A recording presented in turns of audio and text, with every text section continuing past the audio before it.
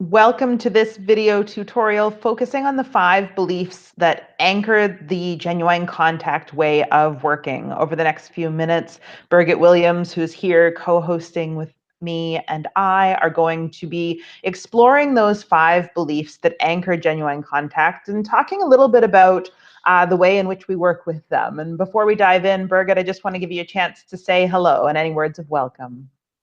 Thanks, Rachel. This video tutorial is going to be quite short, quite to the point, and yet after you listen to it and take it in, you might discover that it's valuable to sit with each part of it and really think about it. So it will appear short, it will appear to the point, and hopefully it will stir lots of thinking. Well, I know it already did before we even got started in some of the things we were talking about. So let's see what else we can come up with today. The first thing we want to say about these 5 beliefs about the genuine contact way of working is that we are absolutely very explicit about the beliefs. And I would pose for you a question or perhaps 2 questions today to think about. What happens when beliefs upon which an organization is developed are implicit? And also what happens when those beliefs are explicit? We believe that organizations include fundamental beliefs upon which the organization is developed. When these beliefs are not clearly discerned, they're not well understood throughout the organization, when they're implicit, when they're felt in some way, sensed, but not actively and explicitly talked about, then it's felt in ways that can feel uncomfortable. And it's that uncomfortable, but I don't know why, like something doesn't quite fit. Energy gets wasted in making assumptions about why an organization is the way it is, why it behaves the way it does, why people are treated the way they are. Sometimes what happens in that is that culture gets talked about. Sometimes what is valued is talked about. Yet, even underneath what is valued, underneath that, there are some core beliefs. Maybe whoever created the organization at the start knew what those beliefs were, but then they got lost along the way. Maybe they weren't actually discerned in an explicit way as the original founders shifted quickly into action from whatever their idea for the organization was, without taking the time to take this particular step of being really thoughtful about the beliefs on which organizational development was taking place. So when we come to genuine contact, in creating the genuine contact way of working, the genuine contact program, and the genuine contact organization, and even our own work here at DALAR International Consultancy, we took the time to really clarify our beliefs right from the beginning. We then have been very explicit with those beliefs that our work is based on. People who work with us don't need to adopt all of these beliefs, and we don't need to understand what they are in exactly the same way as each other. And we don't need to work with them in identical ways. All of that is fine. Our job is to be really explicit about the beliefs so that the people who work with us can decide if this is sufficiently congruent for them, or at least if it's interesting to work with us knowing what these beliefs are. Rachel, I just wanted to say something about what happens often is that when an organization starts out, people don't even give thought to the fact that they're developing an organization. Might just be a couple of people with a good idea, a business gets developed, or a nonprofit gets developed, and they might have some sense of a mission that they want to accomplish and don't give sufficient thought, as especially as people are added, that they are developing an organization. This is also common when something starts out as a project or a pilot project being handled as a project instead of an organization. There is generally no thought to organizational development. So it is not unusual for the beliefs to be implicit or not thought through at all, with that as the starting point. So by chance, if you're in an organization and you say, wait a minute, we are not explicit about our beliefs, don't worry about it, even if it's an older organization. You might want to take on the task of figuring out what those underpinning beliefs are, and then we would encourage you to make that explicit. And then to watch what happens when you move from that implicit to explicit, for sure. Over the next couple of minutes, we're going to go through our 5 beliefs with you as something that you can now get a sense of what it means to be working with Genuine Contact. And we recognize that although this video is fairly short, it's going to take a fair bit of reflection for you to develop your own understanding of what is being said and how you might work with each of these beliefs yourself, if in fact you choose to do so. You would need ultimately to think about the implications of each belief in an organization. And a great way, excellent resource to help you with your thinking is, of course, the book, The Genuine Contact Way, Nourishing a Culture of Leadership, which Birgit is the author of. An entire chapter is devoted to sharing Birgit's thinking about each belief. So you can really delve deeply into the original thinking and then make your own meaning from there.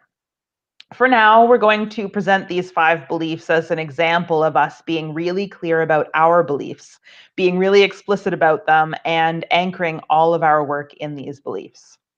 So the first belief that we have is that every organism, including the organization, has within it the blueprint for its own optimal health and balance. We trust the people in the organization to know what is needed for optimal effectiveness.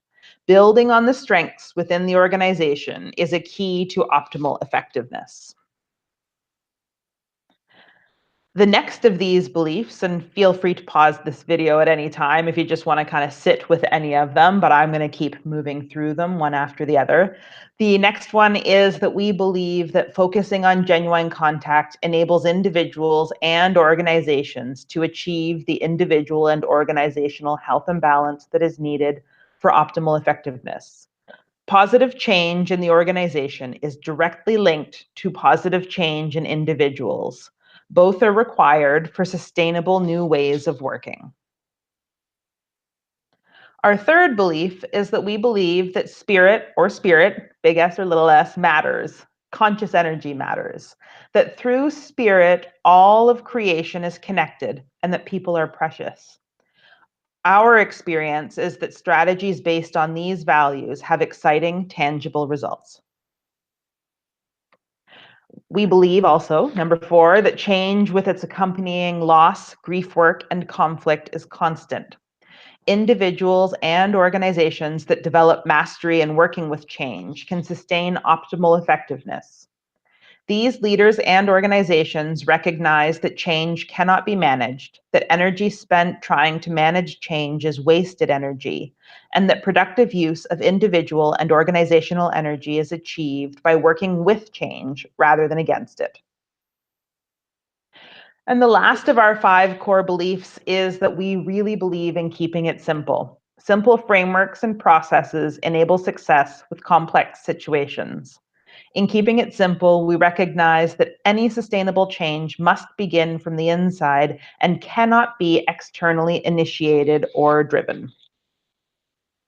So those were the big, long versions of each of these beliefs, the full way in which they have been written out to provide a whole lot of context. We also have a shortened version of them that we even have available as a poster that can be printed and hung on the wall when it's appropriate to do so in some of our work to really keep these things top of mind. So the shortened version is that every organism has within it the blueprint for its own optimal health and balance. Focusing on genuine contact enables individuals and organizations to achieve the health and balance that is needed for optimal effectiveness. Spirit or conscious energy is all that is. Change with its accompanying loss, grief work, and conflict is constant. Simple frameworks and processes enable success with complex situations. And as you said, Rachel, this version is what we would have as a handout. We post it up as a poster in our various facilitation gatherings when it's a meeting at a place of work or whether a workshop that we're doing.